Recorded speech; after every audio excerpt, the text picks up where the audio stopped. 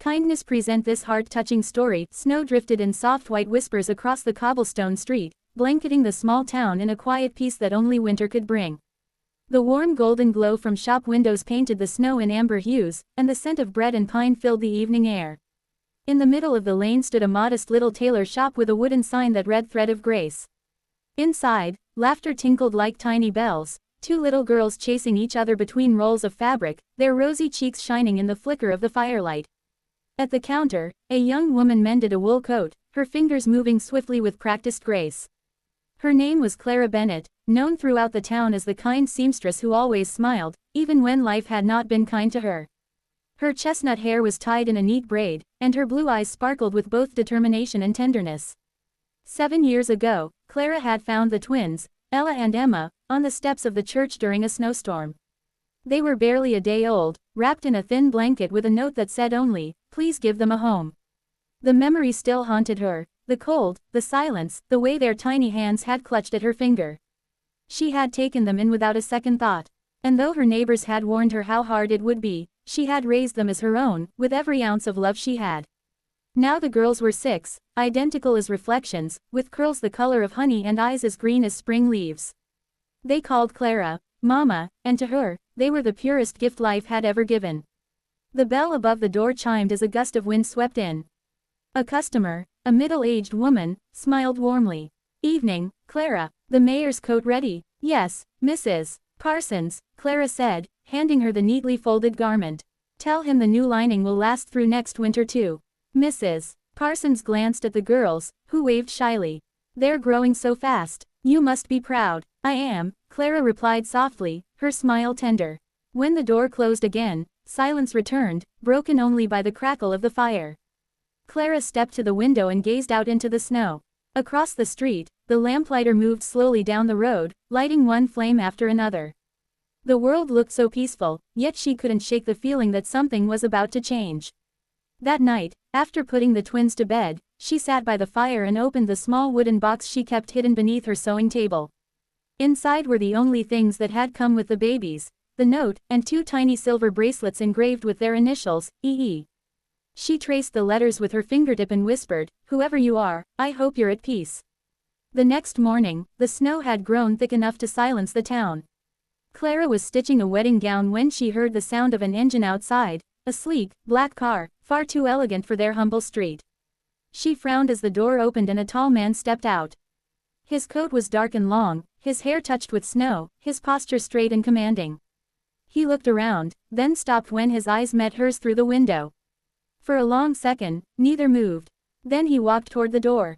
The bell chimed. "Good morning," Clara said politely. "Can I help you?" He hesitated, his voice deep but soft. "I'm looking for someone." "This is a tailor shop," she said. "If it's alterations," he shook his head. "No, I saw the sign outside. Thread of Grace. I was told a woman named Clara Bennett works here." "That's me." He exhaled, almost relieved. "Then I've come to the right place." He removed his gloves and reached into his coat, pulling out a small silver bracelet, the twin of those she kept locked away. 7 years ago, 2 newborn girls disappeared from a hospital in the city. Their mother, my wife, died giving birth. I've searched for them ever since. Clara's world stopped. Her fingers trembled. "What did you say?" He stepped closer, his eyes glistening. "My name is Ethan Ward. I'm their father." For a heartbeat, only the fire crackled between them. Clara took a step back, her voice breaking. "You must be mistaken. They were abandoned. No one came for them." "I never stopped looking," Ethan said. "But the storm that night, there was an accident, records lost, people scattered. By the time I found the hospital, they told me both babies had vanished." His voice cracked. "I thought they were gone forever." Clara's heart ached. She looked toward the staircase, where faint giggles echoed. "They're upstairs." When the twins came down, the moment froze in time. The girls ran to Clara, clinging to her dress, their faces bright. Ethan stared at them as if he were seeing ghosts. His lips trembled, his eyes filling with tears. "Ella, Emma," he whispered. The twins tilted their heads. "How do you know our names?" Clara knelt beside them. "Girls, this is someone very special." Ethan dropped to his knees, overcome. "I'm your father." The girls glanced at Clara, confused. Clara's eyes filled. "It's true, my darlings. He's your real papa." For a long, fragile moment, no one spoke. Then one of the twins reached out and touched Ethan's face. You look like me. He let out a choked laugh. I suppose I do. Clara stood silently, watching the scene unfold with both joy and pain twisting inside her. She knew this day might come. Every mother who adopts children must one day face the truth. Still, she wasn't ready to let go. Ethan noticed her expression. You raised them with love, he said gently. I can see it in their eyes. Clara looked away. I only did what any mother would. No, he said softly. You did what a hero would. Over the next few days, Ethan stayed in town, learning everything about his daughters. He took them sledding, bought them books, listened to their endless stories about sewing and dresses. But he always made sure to include Clara, never wanting to steal them away. One evening, as the snow fell again, Clara found him repairing one of the shop's chairs.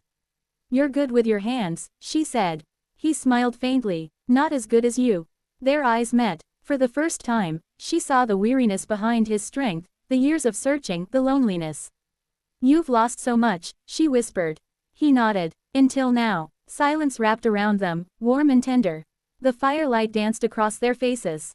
For the first time in years, Clara felt something she'd buried deep, hope. Weeks turned into months. The town grew fond of Ethan, who often helped Clara with errands and repairs. The twins adored him, though they still ran to Clara first whenever they scraped a knee or needed a bedtime story. It was a beautiful, delicate balance, a family forming itself again, piece by piece. One spring morning, Ethan stood outside the shop, watching the sunlight spill across the street. I've been thinking, he said. I could take them back to the city, give them a bigger life. But, he looked at Clara. They'd miss you. And I would too. Clara's heart skipped. Ethan, he reached for her hand. You gave them love when the world abandoned them. I can't take that away.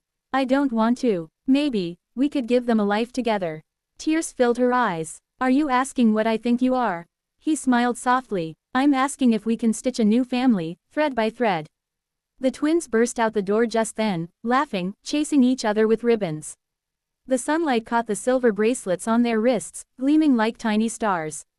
Clara laughed through her tears. The sound pure and bright. That evening, as dusk settled and the street lamps glowed, the little family stood outside Thread of Grace. Ethan lifted both girls into his arms while Clara locked the door. Snow began to fall again, gentle, shimmering, endless. Papa, are we going home? Emma asked. Ethan looked at Clara. We already are. Clara smiled, her heart full. Yes, my loves. Home is right here. The wind carried their laughter down the street as the door closed behind them, the golden light flickering through the frost-kissed windows. And above the sign that read Thread of Grace, a single snowflake melted into the wood, like a silent blessing from the heavens. Because sometimes, the threads we think are broken are only waiting to be sewn back together, stronger, brighter, and forever bound by love.